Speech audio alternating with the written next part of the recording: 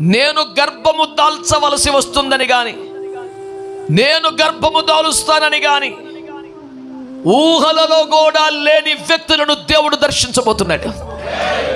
దేవుని వాక్యమును వారి గర్భములో పెట్టబోతున్నాడు. పరిశుద్ధాత్మ వాక్యమును పొదగబోతా ఉన్నది. అద్భుతముగా నానాటికి వారి లోపల దేవుని వాక్యము వృద్ధి పొందబోతున్నది. అనతి కాలములో చీకటిలో ఉన్నవారు గొప్ప వెలుగును చూచినట్లుగా, అరుణోదయ దర్శనము కలిగినట్లుగా, లక్షలాది మందికి రక్షణ కలిగినట్లుగా వారు వాక్యమును ప్రసవించబోతున్నారు. వారు వాక్యమును కనబోతున్నారు. ఈనాటి ధ్యానము కొరకై పరిశుద్ధ గ్రంథమైన బైబిల్లో నుండి లూకాసు సువార్త 1వ అధ్యాయం 35 నుండి 37 వరకు చదివి పెట్టాలని కోరుకుంటున్నాను. ప్రేమ కలిగిన మా మహాపరిశుద్ధ తండ్రి, ప్రాణాత్మ దేహములతో లొంగిపోతున్న అల్పదోషను అంగీకరించి అగ్నితో కాల్చి పుటము వేసి పరిశుద్ధపరిచి నీతిగల నీ మాట తేటగా వినిపించగల బోరగా మార్చుకో. ఆటంకాలు బలహీనత తగిలితే కాల్చివాయి మీ శైలిలో మీ స్థాయిలో మీ కార్యాలు చేయమని యేసునామములో ప్రార్థించి వేడి పొంది ఉన్నాము తండ్రి. ఆమేన్. నీ వ్యక్తిగత క్రైస్తవ కుటుంబ ఆధ్యాత్మిక సేవా జీవితంలో మహిమకరమైన ఫలితముల కొరకు నువ్వు ఎలాంటి వారిని కలుసుకోవాలి, ఎలాంటి వారితో ఉండాలి, ఎలాంటి వారితో సహవాసం చేయాలి అనే అత్యంత కీలకమైన ఉపదేశం ఈ పగలు మీకు ఇవ్వడానికి ఉదయకాలం ప్రభు నన్ను దర్శించాడు. దేవునికి స్తోత్రంగా. ప్రధాన దూతలలో ఒకనిగాను, ఏకైక వర్తమానికునిగాను పరలోకము చేత భూమి మీదకి పంపించబడ్డ గబ్రియేలు పరిశుద్ధ యవ్వన కన్యకైనటువంటి మరియమ్మతో మాట్లాడుతూ, దయాప్రాప్తురాలు నీకు శుభం, నువ్వు దేవుని కృప పొందావు బిడ్డ. ఏమిటో ఆ శుభవచనమని ఆమె తొందరపడుచుండగా ఆ దేవదూత మోసుకొచ్చిన సమాచారం ఏమనగా, నువ్వు గర్భము ధరించి కుమారుని కదా. ఈ నేపథ్యంలో నుంచి గతంలో పలుమార్లు నేను మాట్లాడి ఉన్నాను కనుక ఆ విషయం జోలికి పోకుండా ఒక ఆత్మ సంబంధమైన సత్యమని మీ దృష్టికి తెస్తున్నాను. నేను గర్భము దాల్చవలసి వస్తుందని గాని, నేను గర్భము దాలుస్తానని గాని ఊహలలో కూడా లేని వ్యక్తులను దేవుడు దర్శించబోతున్నాడు. దేవుని వాక్యమును వారి గర్భములో పెట్టబోతున్నాడు. పరిశుద్ధాత్మ వాక్యమును పొదగబోతా ఉన్నది. అద్భుతముగా నానాటికి వారి లోపల దేవుని వాక్యము వృద్ధి పొందబోతున్నది. అనతి కాలములో చీకటిలో ఉన్నవారు గొప్ప వెలుగును చూచినట్లుగా, అరుణోదయ దర్శనము కలిగినట్లుగా, లక్షలాది మందికి రక్షణ కలిగినట్లుగా వారు వాక్యమును ప్రసవించబోతున్నారు. వారు రక్షణను కనబోతున్నారు. సమాధానమును ప్రజలకి ఇవ్వబోతున్నారు. విశ్వసించిన వారు ఆత్మలో సంతోషిస్తూ చప్పట్లు కొట్టి దేవుని మహిమపరచండి. This is something supernatural is going to take place in the life of the people in the last days. దేవునికి మహిమ కలుగునుగా. ప్రియులారా, జాగ్రత్తగా ఈ మాట వినాలి. ప్రభు మనతో మాట్లాడుతున్న ఉపదేశం ఏమిటంటే, వాక్యమును చదవటం, వాక్యమును ప్రకటించడం, మనకు తెలివిని బట్టి అద్భుతంగా వ్యాఖ్యానం చేయడం, ఇది కాదు. వాక్యమును గర్భమును ధరించాలి. ఆమేన్. వాక్యమును గర్భమును ధరించాలి. వాక్యమును కడుపున మోయాలి. నానాటికి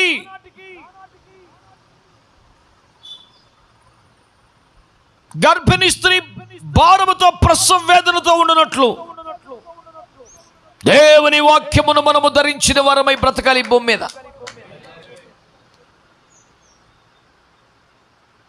ఇలాంటి ఒక పరిస్థితి తనకు వస్తుందని ఎన్నడూ ఊహించలేదు మరియమ్మ. తన మట్టుకు తాను పరిశుద్ధతను కలిగి తన భక్తి తాను చేసుకుంటుంది అంతే.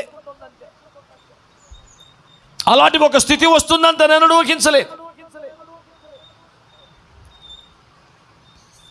తనకేమి తెలియదు అలాంటి విషయాలు.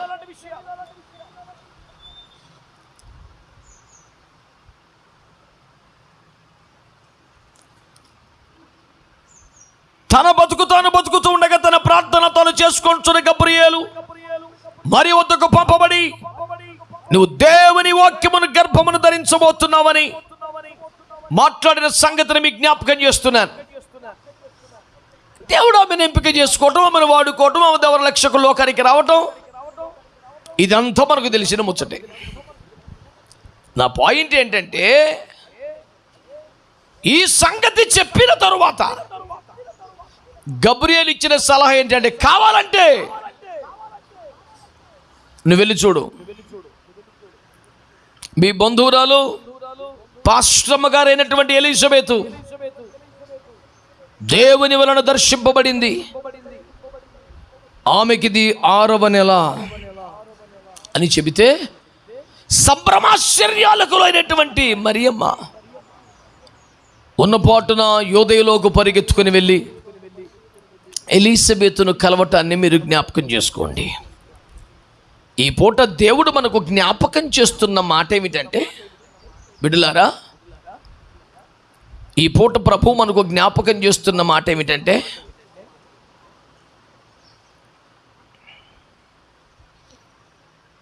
నీవు దేవుని ఆత్మచేత దర్శించబడ్డావు, దేవుని వాక్యం నీలోనికి వచ్చింది, నీ లోపల దేవుని వాక్యం ఎదుగుతోంది.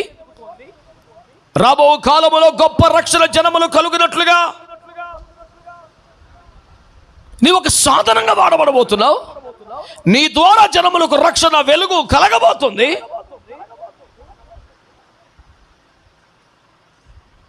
ఈ దశలో నువ్వు ఎవరిని కలవాలి? ఎవరి దగ్గరికి వెళ్ళాలి? ఎవరితో మాట్లాడాలి? ఎక్కడికి వెళితే ఎవరితో మాట్లాడితే నీలో ఉన్న విశ్వాసం పెరుగుతుంది? నీలో నాటబడిన వాక్యము వర్ధిల్లుతుంది, నీ పట్ల దేవుని ఏర్పాటు సంకల్పము నెరవేరుతుంది అని ఆలోచిస్తే, నీలాగే అసాధ్యం అనుకున్న ఆశలు లేని స్థితిలో అద్భుతంగా దేవుని కృప పొందిన ఇంకొక వ్యక్తి ఉన్నారు. వారి ఆశలు చాలించుకుని ఉండవచ్చును, వారి వయస్సును బట్టి, వృద్ధాప్యమును బట్టి, మా పట్లకి దేవుని చిత్తం ఇంతేనేమో అని సరిపెట్టుకుని ఉండవచ్చును. వారి శారీరకమైన ఆరోగ్యమును బట్టి, బలమును బట్టి కాక, దేవుని ఏర్పాటును బట్టి, సంకల్పమును బట్టి వారు దర్శించబడ్డ కాలం అది.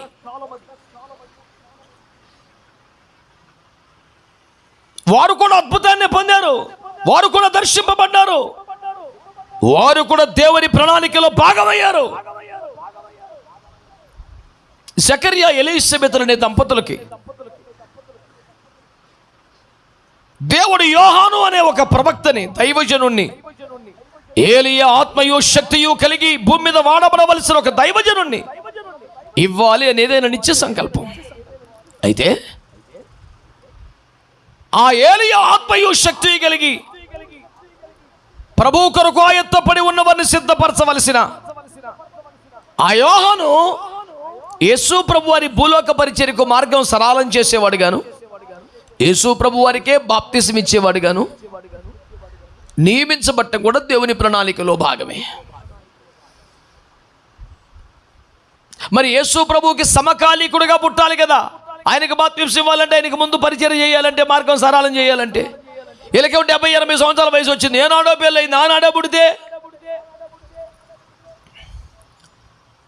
దేవుని సంకల్పము కొరకు, ఏర్పాటు కొరకు, ప్రణాళిక కొరకు వారికి ఫలం రాకుండా దేవుడు ఆపాడు. భౌతికంగా కాదు, ఆత్మ సంబంధంగా కూడా మనం పడిన కష్టానికి, కార్చిన కన్నీరుకు, పడిన ప్రయాసకు, చెప్పిన ప్రసంగాలకి, చేసిన సువార్తకి, ఈ పడిన పాటలన్నిటికీ ఇంతకన్నా ఎక్కువ ఫలం ఏనాడో వచ్చి ఉండాల్సిందేమో యాక్చువల్గా. ఎందుకో దేవుడు ఆ ఫలాన్ని ఆపాడు. మిమ్మల్ని అంగీకరించక, మనల్ని తృణీకరించి కాదు, తన నిత్య సంకల్పమును అనుసరించిన ఏదో ఒక పరిచర్య ఉంది, దాని కొరకు అట్లాగా ఆపాడు. మనం అనుకున్నది కాకపోయినా ఆయన అనుకున్నప్పుడు మన కష్టానికి, కన్నీరుకు, ప్రయాసకు, చేసిన సువార్తకి, దండయాత్రలకి, ఉపవాసాలకి ఫలితాన్ని బహుశా ప్రభు ఇస్తాడు. ఆమేన్.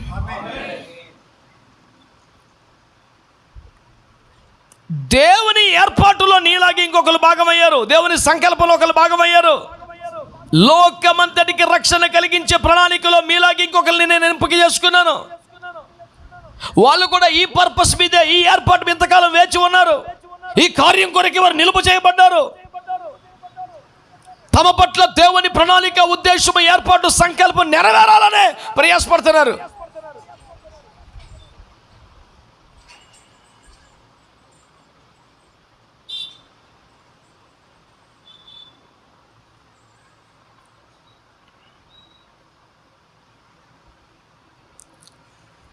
నువ్వు వెళ్ళి ఒకసారి వాళ్ళని కలుసుకో, నీ విశ్వాసం బలపడుద్ది.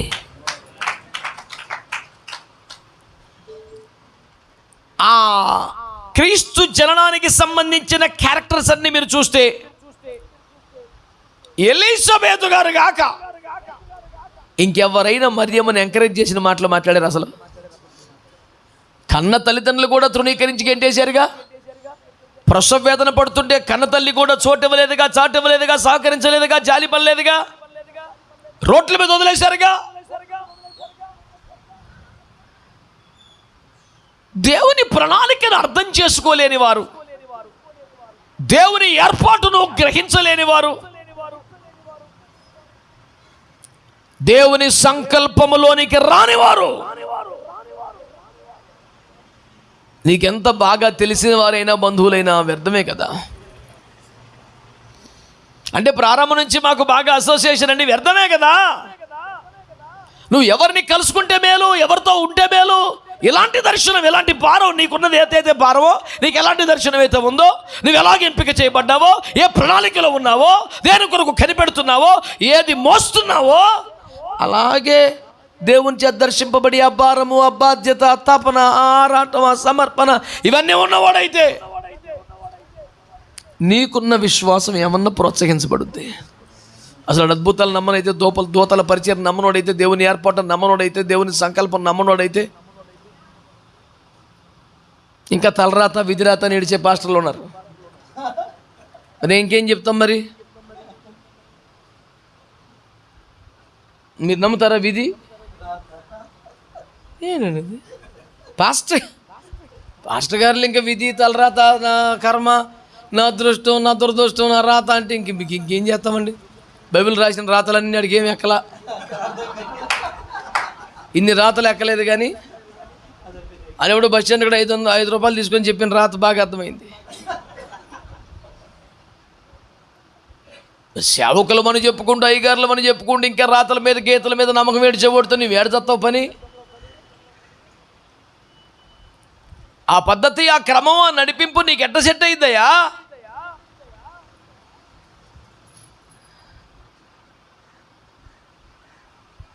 ఈ కన్యమరియ దేవుని వాక్యమును తనలోనికి స్వీకరించి అక్కడికి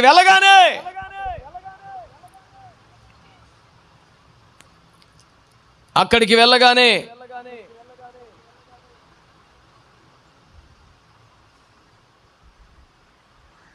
మరియమ్మ వందన వచనము చెప్పగానే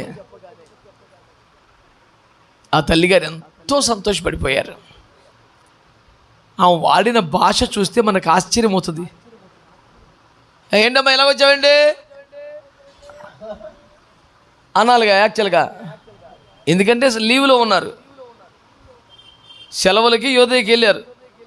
తన తరగతి క్రమం చొప్పున వంతు పూర్తి చేసి లీవ్లో వెళ్ళాడు. ఇప్పుడు ఇన్ఛార్జి పాస్టర్ ఇంకొకడు ఉన్నాడు అక్కడ, యాజకుడు. ఏం ఏడకొచ్చావండమ్మా ఏంటి అనాలిగా? అనలా. ఏమనింది? అయ్యో నా ప్రభు యొక్క తల్లి నా వద్దకు వచ్చుడు నాకు ఎలాగూ తటస్థించెను. స్తోత్రం చెప్పండి గట్టిగా. హల్లెలూయా. నా ప్రభు యొక్క తల్లి నా వద్దకు వచ్చుడు నాకు ఎలాగూ తటస్థించెను. బిత్తరపోతుంది మరియమ్మ. ఏంటి పలకరింపు? నేను మా పాస్టమ్మ గారి ప్రభు యొక్క తల్లినా? ఓ వామ్మో ఏంటి మాటలు అని చెబుతూ ఉండగానే ఎలిజబెత్ గర్భంలోని శిశువు గంతులు వేశాడట. ఆ మాట కూడా చెప్తుంది, నీ వందన వచనము వినగానే నా గర్భంలోని శిశువు ఆనందముతో గంతులు వేసి నాట్యమాడుతున్నాడు అని ఆమె చెప్పింది సాక్ష్యం. ఎన్ని మాటలు చెప్పినా నేను చెప్పదలుచుకున్న విషయం ఒక్కటే. ప్రభు ఈ ఉదయకాలం నా హృదయంలో ఉంచిన తలంపు ఒకటే, ఎవరి దగ్గరికి వెళితే నీ విశ్వాసం బలపడుద్ది, ఎవరి దగ్గరికి వెళ్తే నీ దర్శనము పట్ల నీకు ఒక అవగాహన ఏర్పడుతుంది, ఎవరి దగ్గరికి వెళితే ప్రభు ఏర్పాటులో సంకల్పంలో నిలుచుట నీకు మరింత సులభముగా ఫలభరితముగా మారుద్ది. ఆ అసోసియేషను, ఆ సహవాసం, ఆ కలయిక నీకు చాలా అవసరం. ఓరక చేతులు కలుపుకుంటూ పోతే రోజుకు 1000 మందికి ప్రైజ్లాడు చెప్పొచ్చు, ఏముందాడా?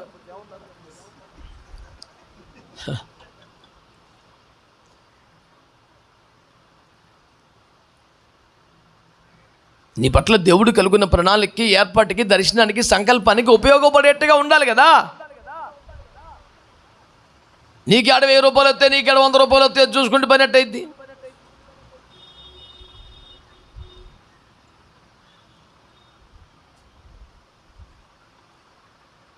అందుచేత దేవుని సేవకుడిగా నేను చేస్తున్న మనవి,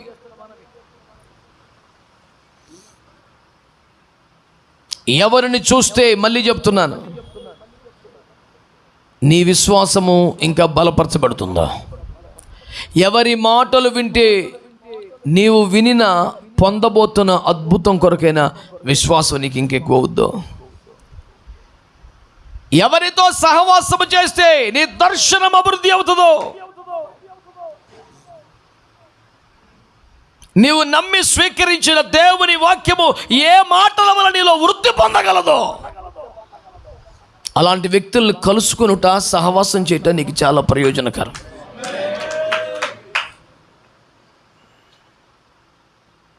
ఎవడు 1000 రూపాయలు ఎత్తాడు, పోయినాక రేపు 2000 ఇంకొకటి ఎత్తాడు. అది కాదు కదా. గత 15 సంవత్సరాలుగా ఒక దైవజనుడితో కలిసి సేవలో ఉన్నటువంటి ఒక సేవకుడు, వాళ్ళ ఆత్మీయ కుమారుడు ఈ మధ్య వేరే బోర్డు పెట్టాడంట. మొన్న హైదరాబాద్ వెళ్ళినప్పుడు చెప్పాడు పాస్టర్ గారు, ఆయన ఎవరో కొత్త ఆయన బోర్డు పెట్టుకున్నాడు. సడన్గా ఇది తీసి పడేసి, ఏంటంటే అన్నయ్య చాలా పోరాటంగా ఉంటుందని, ఆర్థికంగా చాలా కష్టంగా ఉంటుందని, పిల్లలతో ఖర్చులు చాలా ఇబ్బంది అవుతున్నాయి అన్న, ఆయన నెలకు ఒక 10,000 సహాయం చేస్తానన్నాడు అన్నయ్య, అందుకే ఆయన బోర్డు పెట్టేశాను అన్నయ్య. సారీ అన్నయ్య, నువ్వేమనుకో, నువ్వంటే నాకు ప్రేమే గౌరవమే, కానీ తట్టుకోలేకపోతున్నాను ఇబ్బందులు. ఈ పాస్టర్ గారు చాలా బాధపడుతూ తలదించుకొని కళ్ళ నీరు పెట్టుకుంటే ఆయన ఓదార్పు కోసం అన్నాడంట, నువ్వు ఒక్క 12,000 ఇచ్చేస్తే మళ్ళీ మా చెత్తన బోర్డు అన్నాడు.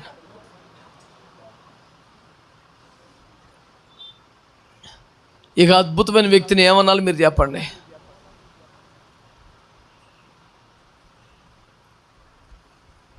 నీ దర్శనం ఏంటి? నువ్వు గర్భమును మోయుచున్నదేంటి? రేపొద్దున లోకానికి నువ్వు అందించబోతున్నదేంటి? నువ్వు మాట్లాడుతున్న మాటలేంటి? ఇప్పుడు ఎందుకొరకైనా రోడ్డెక్కావు? ఎందుకొరకైనా దేవుని సేవ పేరు మీద బయటకు వచ్చావు?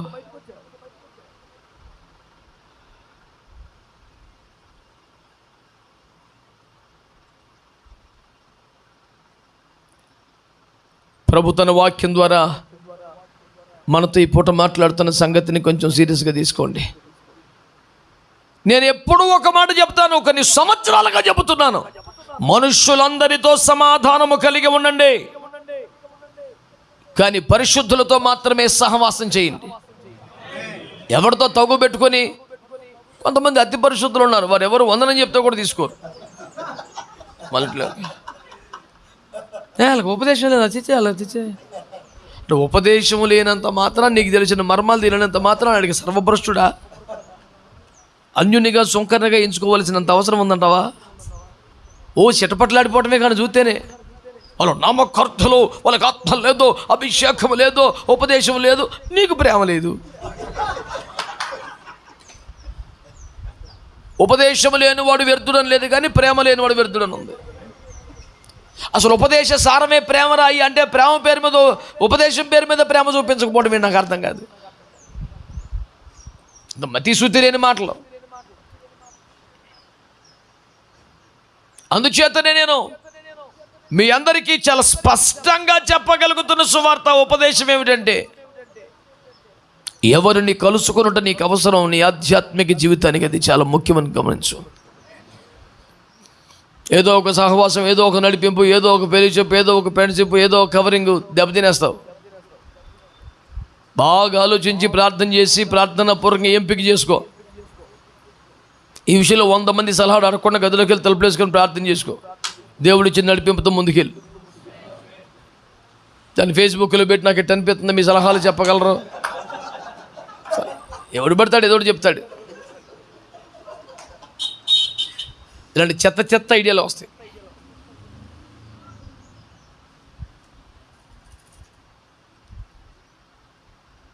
ఎలాంటి సహవాసం, ఎలాంటి కలయిక, ఎవరితో మాట్లాడితే, ఎవరితో చేరితే, ఎవరితో వింటే నీ లోపల ఒక కార్యం జరుగుతుంది. వాళ్ళు నీకు అర్థం కావాలి కదా, ఆ డివైన్ కనెక్షన్ గుర్తుపట్టాలి కదా. అంత సోయి లేకుండా బతుకుతున్నావు సేవలో.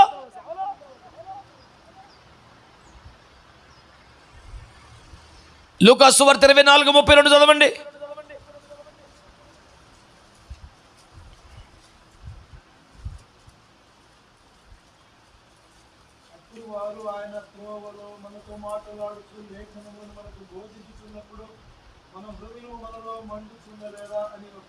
ఆయన మనతో మాట్లాడుచున్నప్పుడు మన హృదయము మనలో మండుచుండలేదా?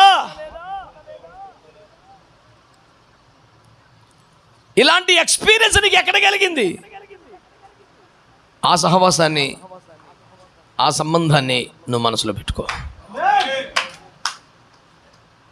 ఎవరి సలహాలు నువ్వు పాటించాల్సిన అవసరం లేదు. ఎక్కడ దేవుని మాటలు వింటుంటే, ఎవరు మాట్లాడుతూ ఉంటే, ఎవరు బోధిస్తూ ఉంటే, ఎవరితో మాట్లాడుతుంటే నీ హృదయంలో ఒక మంట పుట్టిందో, చల్లారిపోయిన స్థితిలో నుంచి, అయోమయ స్థితిలో నుంచి, గందరగోళ స్థితిలో నుంచి, నిశ్చలంగన స్థితిలో నుంచి ఒక మంట నీలో పుట్టించి త్రాణ కలిగించే మాటలు ఎక్కడ విన్నాయి? రీకలెక్ట్ చేసుకో ఒకసారి.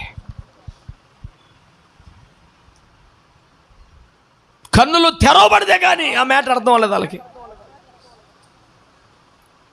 తమతో నడిచినంతసేపు, తమతో మాట్లాడుచున్నంతసేపు, లేఖనములో నుండి ఆయా వచనములు ఎత్తి చూపించి వివరిస్తున్నంతసేపు కూడా కరెక్టే కదా, నిజమే కదా అనిపిస్తుంది. కానీ కన్నులు ఇంకా తెరవబడలేదు కనుక అనామకంగా అయోమయంగా ఉండిపోయింది వ్యవహారం. ఆ తర్వాత కన్నులు తెరవబడిన తర్వాత చూస్తే, ఒక్కసారి అన్ని రీకలెక్ట్ చేసుకుంటే, అరే నిజమే, ఆయన మనతో మాట్లాడుతున్నప్పుడు మన హృదయం మండి. దేవునికి స్తోత్రం కలుగునగా. ఏదో ఒకటి కాదు, ఏదో ఒకటి కాదు, సీరియస్గా తీసుకోండి. ఏదో ఒకటి కాదు, ఎవరో ఒకరు కాదు. ఎక్కడ నీలాంటి దర్శనము కలిగిన వారు, ఎవరు నీలాగా గర్భమును మోయించున్నారు, ఎవరు వాక్యమును ప్రసవించబోతున్నారు, ఎవరు దేవుని రక్షణ ప్రణాళికలో నీవలే ఎంపిక చేయబడి దేవుని కొరకు ప్రత్యేకించబడ్డారు, అలాంటి వారితో నీకు సహవాసం ఉండాలి, చాలా ముఖ్యమది. అలాగే ఎవరి మాటలు వింటూ ఉంటే నీలో మంట పడుతుందో, చల్లారి పరిస్థితి, గురి గమ్యం లేని స్థితి, దిశ దశ లేని స్థితిలో నుంచి ఒక స్పష్టత, ఒక ప్రత్యక్షత, ఒక మంట కలుగుతుందో, దాన్ని గుర్తుపట్టాలి నువ్వు. నిర్గమకాండం 4వ అధ్యాయం 14వ వాక్యం చదివి పెట్టండి. ఆయన మోషే మీద కోపపడి, లేవీయులగుని అన్నయ్య అహరోను లేడా, అతడు బాగుగా మాట్లాడగలడని నేను ఎరుగుదును. ఇదిగో అతడు నిన్ను ఎదుర్కొన వచ్చుచున్నాడు, అతడు నిన్ను చూచి తన హృదయమందు సంతోషించును. స్తోత్రం చెప్పండి. హల్లెలూయా, హల్లెలూయా. అహరోను చేర్చుకో. He will be your assistant, official spokesman. నీ పక్షంగా అతడు మాట్లాడతాడు ప్రజలతో.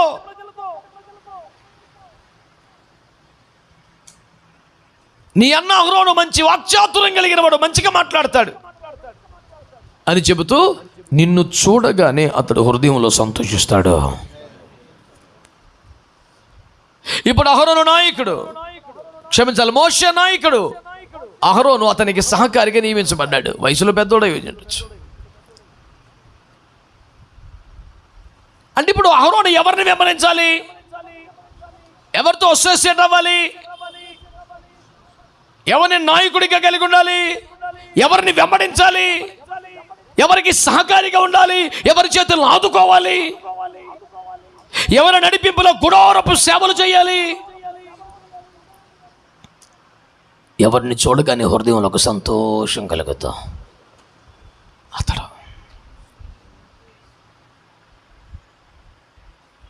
అదొక దైవీకమైన సంబంధం అన్నమాట. ఇతడే నేను అసిస్టెంట్గా పెట్టుకోవాలని నాకు ఎలా తెలుసుద్ది? నిన్ను చూడగానే హృదయంలో సంతోషం కలుగుతుంది. You will find a divine piece in your heart. నీ హృదయంలో ఒక స్పష్టమైనటువంటి దైవికమైన సమాధానమైన ప్రశాంతతను, సంతోషాన్ని చూస్తావు. ఎవరిని చూస్తే హృదయంలో నీకు ఆ సంతోషం కలుగుద్దో వారితో నువ్వు ఉండు. ఇది దైవీకమైన సంబంధం, అనుబంధం ఏర్పాటు చేసిన వ్యక్తుల మధ్య ఉండే ఒక చక్కని అనుభూతి.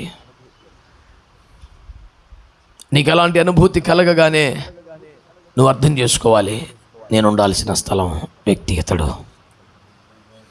ఇవన్నీ ఎవరు సలహాలు ఇచ్చాయి కాదు, నీకు తెలియాలి. లోపల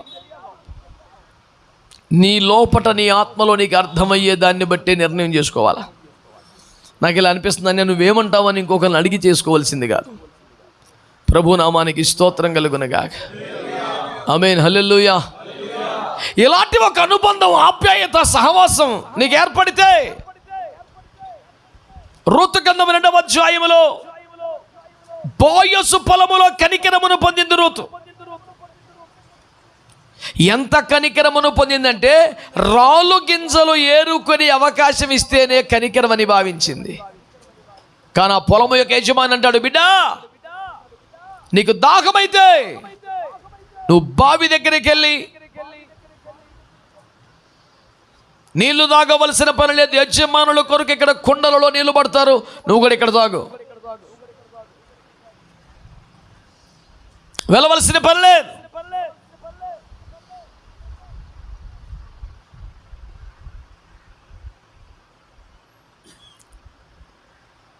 రూతు ఆశ్చర్యపోయి ఏమి చూసి ఏమి తెలిసి నా యందు ఇంత జాలి పడుతున్నారు బాబు, నీ పెనిమిటి చనిపోయిన తర్వాత నీ అత్తకు నువ్వు చేసింది నాకు వినబడింది.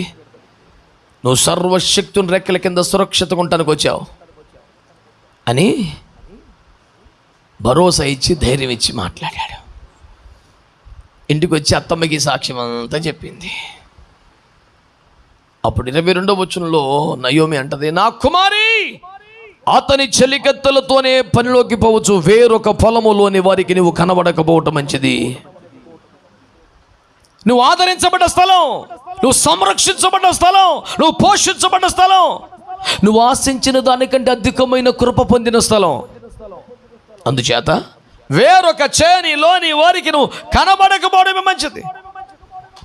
ఒకసారి దైవిక సంబంధం అని, సహవాసం అంది, ఇది ఆత్మానుబంధం అని, ఇది దేవుని చేత నా కొరకు ఏర్పరచబడదని నీకు అర్థమైతే ఇక సాగటమే. సహవాస క్రమాల్లో, సహవాస నిబంధనలలో స్థిరముగా క్రమముగా కొనసాగని వ్యక్తులందరూ నష్టపోయినట్లుగా బైబిల్లో మనం చూస్తాం. అక్కడ దాకెందుకు, ఏదేని తోటలో ఆదాము గారితో సహవాసములో ఉండిపోవాల్సినటువంటి అవ్వమ్మ ఊరికే సరదాగా వెళ్ళిందో, బోరు కొట్టి వెళ్ళిందో, సరదాగా అట్లా ఒంటరిగా వెళ్ళటం, అపవాది తారసపడి ఇది నిజమా అంటూ అనుమానాలు రేకెత్తించటం. అలాంటప్పుడు కనీసం నిజమో అబద్ధముగా నువ్వెవడవరా, అసలు ఏం మాట్లాడుతున్నా పైక నుంచి అని గద్దించే దమ్ము ఉండాలి. దమ్ము లేకపోతే ఓసారి ఎవడో మాట్లాడుతున్నాడు ఇక్కడ తేడాగా అని పిలవాలి. అది కూడా చేత కాకపోతే యేసయ్యా అని అడవాలి. నిజమే, తింటూ మేము చచ్చిపోతామంట, అని అమాయకంగా అంతా మాట్లాడడం, ఏమి సావర పట్టుదే మీ దేవుడు అట్ట చెప్తాడు, నీకు తెలివితేటలు వచ్చాయి, నువ్వు దేవత అయిపోతావు అని పనికి మాలి మాట్లాడి చెప్పడం, పళ్ళన్నీ కోసుకొని తినేసి పట్టుకొచ్చి ఆయన గారికి పెట్టడం. అతడు అంతంత మాత్రం లాగే ఉన్నాడు.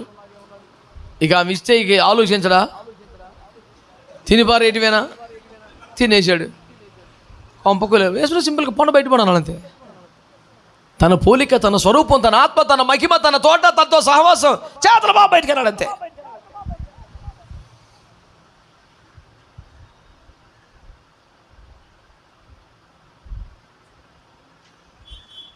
ఎటుబడితే అటు పోవడానికి కాదు.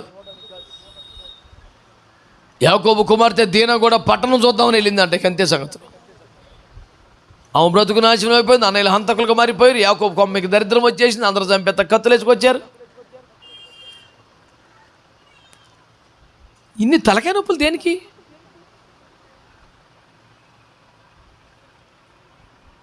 వేరొక చేనులోని వారికి నువ్వు కనబడకపోవటమే మంచిది. నీ తోట ఏది, నీ సహవాసం ఎవరో, ఎక్కడ మాట్లాడుతున్న దేవుడు, నీ అగ్ని ఇవ్వలే నీతో దేవుడు ఎక్కడ మాట్లాడి, ఎక్కడ మంట పుట్టింది, ఈ దర్శనం, ఈ భారం సేమ్ ఎక్కడుంది, ఎక్కడ దర్శనం మ్యాచ్ అవుతుంది, ఎక్కడ హృదయంలో సమాధానం వస్తుంది, ఎక్కడ చూస్తే సంతోషం కలుగుతుంది. ఇన్ని వరుస కన్ఫర్మేషన్స్ వచ్చిన తర్వాత ఇక స్థిరపట్టమే. అటు చదిరిపోతే ఏమైపోయింది బతుకు. తండ్రి ఇంట్లో ఏ లోటు లేదు, కానీ అడిగి సరదా పడతా అనిపించింది. ఆస్తి మొత్తం పంచుకొని బయటికి వెళ్ళిపోయి చిన్న కొడుకు లోకోపదిహేనోడు, అడిగి ఏం లోటు వచ్చింది బయటికి వెళ్ళాడు. అడిగి ఏంటి, ఆడి ప్రాబ్లం ఏంటి?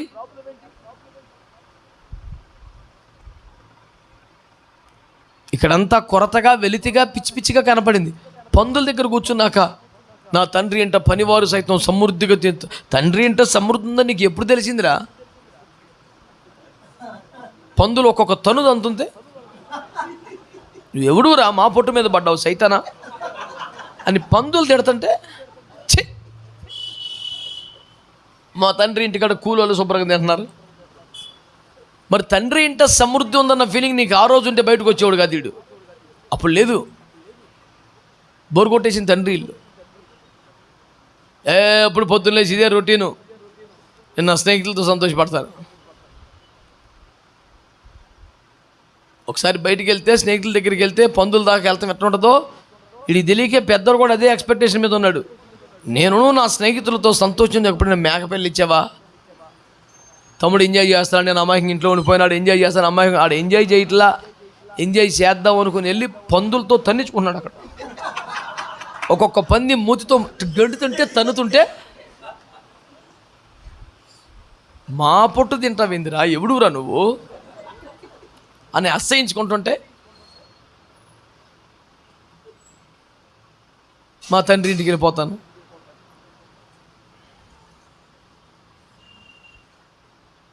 నాకు తెలిసి సహవాసాలు వదిలిపోయినాడు ఎవడు సెటిల్ అయ్యాడు కనుక. నన్ను ఒక్కటి చెప్పండి, అబ్రహాము గుడారపు క్రమాలతో విసిగెత్తిపోయినటువంటి లోతు ఛాన్స్ దొరకగానే సొదొమకు చెక్కేశాడు. ఇటు తింగర వాళ్ళం గమనించిన వాళ్ళు వెళ్ళంగానే ఒక పోస్ట్ ఇచ్చారు అడిగి. సొదొమలో న్యాయాధిపతి స్థానం ఇప్పుడు ఆడిది, అందరికీ తీర్పులు చెప్తాడు పట్టణపు గవుల వద్ద కూర్చొని. వీడు అల్లా ఆలోచించేది ఒకటే, ఆ సొదొమ పాపంలో ఎప్పుడు ఏకీపించలేదు, ఎప్పుడు సంతోషించలేదు, నీతిగల తన మనసును నొప్పించుకుని బతికాడు. సొదొమలో కూడా నీతిమంతుడిగానే బతికాడు. మరి ఎందుకున్నాడు అక్కడ పోస్టు? అబ్రహాము గుడారంలో అందరిలో ఒకడు, పెద్ద గుర్తింపు లేదు. సొదొమలోకి వెళ్తే పట్టణపు గవుల వద్ద కూర్చొని తీర్పు తీర్చడం. నేను అంటాను, కొంతమంది నీతిమంతులే, వాళ్ళు షడ్డోలు కాదు, నీతిమంతులే. సొదొమలో కూడా నీతిమంతుడిగానే బతికాడని పేతురు 2వ పత్రికలో 2వ అధ్యాయంలో పరిశుద్ధాత్మను సాక్ష్యం చెప్పాడు. ఆ నీతిమంతుడిలోకి దుర్మార్గుల కామ వికార చేష్టల వల్ల నీతిగల తన మనసును నొప్పించుకుంటూ బతికాడు, కానీ ఎన్నడూ సంతోషించాలి, ఆ పాపంలో రాజీ పడలేదని రాశాడు. అంత అద్భుతమైన సాక్ష్యం కలిగినోడే మరి రాడే అక్కడి నుంచి. నీకు నీతిగల మనసు నొప్పించుకుంటూ మనసాక్షిని బాధ పెట్టుకుంటూ బతుకు. నీకు అంత బాధ ఎందుకు రా, వచ్చేయచ్చుగా. రాడు, ఎందుకని పోస్ట్. చాలామంది క్రైస్తవులు పెద్ద పెద్ద అయ్యగారు పదవి కొంటే చాలండి, ఏడన్నా తెస్తారు. సొదొమైనా పర్లేదు, పదవి ఉంటే చాలు. అవి అంతా ఆత్మ సంబంధంగా ఏముండదండి, అంతా ఒక రకం. మరి యారా ఎందుకండి అంటే, మరి మాకు కొన్ని బాధ్యతలు అక్కడ ఇచ్చారండి. ఈడొక లోతుగాడు, ఈడు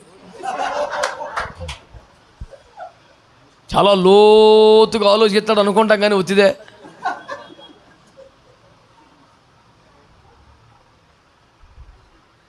కనుక నేను అంటున్నాను, ఎవడు సెటిల్ అయ్యాడు? బెత్లెహేమును వదిలిపెట్టి మోయాబుకి వెళ్ళి ఎలీమెలెకు కుటుంబం బాగుపడ్డారా? నువ్వు ఎత్తుక్కొని చిన్న కుమారుడు బాగుపడ్డా? ఎవడ సెటిల్ అయింది?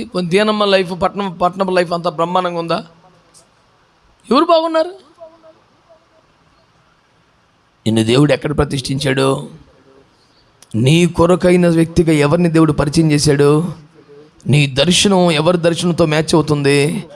ఎవరిని చూస్తే హృదయంలో సంతోషం కలుగుతుంది? ఒకటా రెండా ఇన్ని కన్ఫర్మేషన్స్ పెట్టుకొని ఇంక అటు ఇటు పరిగెడితే ఎవడేం చేస్తాడు?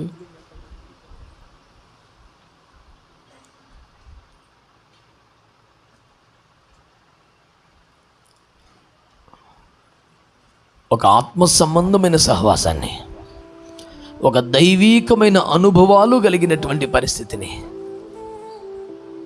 నీ దర్శనమును ప్రోత్సహించగలిగిన సహవాసాన్ని, నీలో మంట పుట్టించగలగ మాటలు పలకగలిగిన వారిని, చూసినంతనే హృదయం నిండా సంతోషము కలగగలిగిన అనుభవాలు గలవారిని నువ్వు గమనించాలి, నువ్వు దర్శించాలి, నువ్వు వెంబడించాలి, నువ్వు స్థిరపడాలి.